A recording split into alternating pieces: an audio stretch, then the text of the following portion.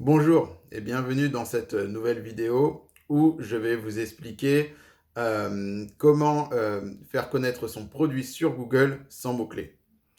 Oui, ça peut paraître compliqué de faire connaître son produit sur Google sans mots-clés, surtout que je parle beaucoup de mots-clés dans le référencement, mais c'est possible. Et ça, c'est possible grâce à la régie publicitaire de Google qui s'appelle Google Ads, anciennement Google AdWords. Et donc, dans Google Ads, vous avez la possibilité de créer des campagnes display. Les campagnes display, ça vous permet en fait d'avoir des bannières publicitaires qui vont s'afficher sur des médias qui sont partenaires avec la régie publicitaire de Google. Ça va être par exemple Le Monde, Le Parisien, vous allez avoir des bannières publicitaires sur le côté et donc vos produits innovants, il va apparaître à ce niveau-là.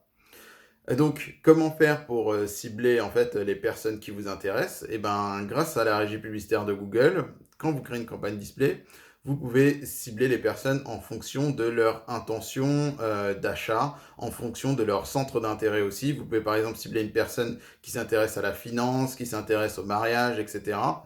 Vous pouvez aussi cibler par tranche d'âge, par zone géographique, etc. Vous pouvez aussi cibler les visiteurs qui sont comment dire, similaires aux visiteurs de votre site web.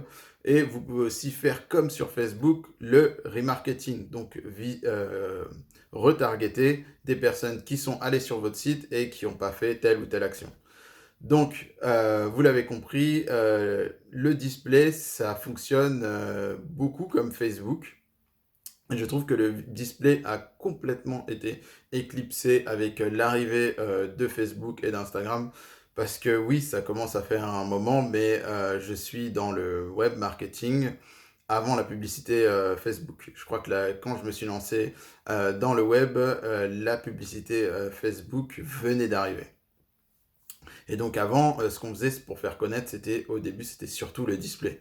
Puis Facebook a complètement éclipsé le display. Et donc le display, ça reste une grosse opportunité parce que, comme je viens de vous l'expliquer, il y a peu de concurrents dessus. Tout le monde tout le monde va sur Facebook, il y en a très peu sur le display.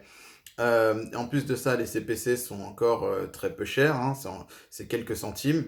Et bon, dans cet exercice, je vous ai demandé comment faire comment dire, pour targeter des personnes sur Google sans mots-clés. Mais bien sûr, avec le display, il y a la possibilité aussi de cibler par mots-clés. Et donc, en fait, des personnes, vous allez cibler des personnes comment dire, qui vont se balader sur des sites qui contiennent les mots-clés que vous avez ciblés.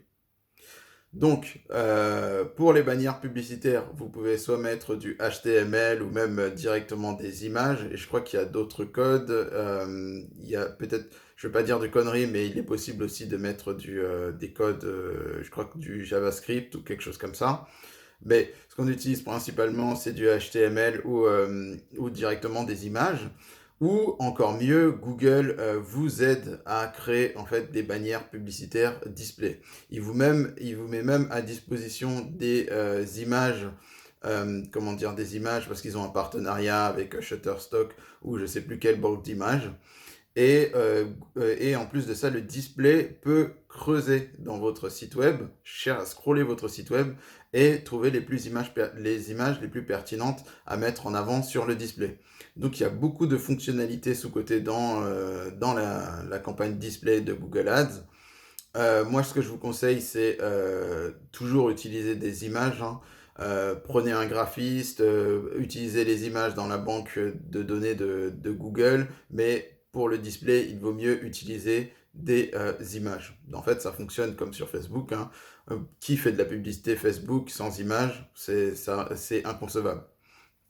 Donc voilà pour le display.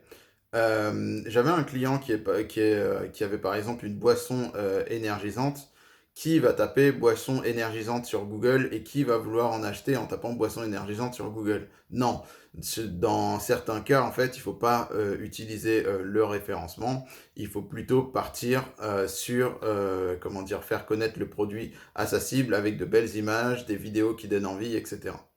Voilà, j'espère que ce petit conseil vous a été utile. Et puis, on se retrouve demain pour une prochaine vidéo. Prenez soin de vous. À demain.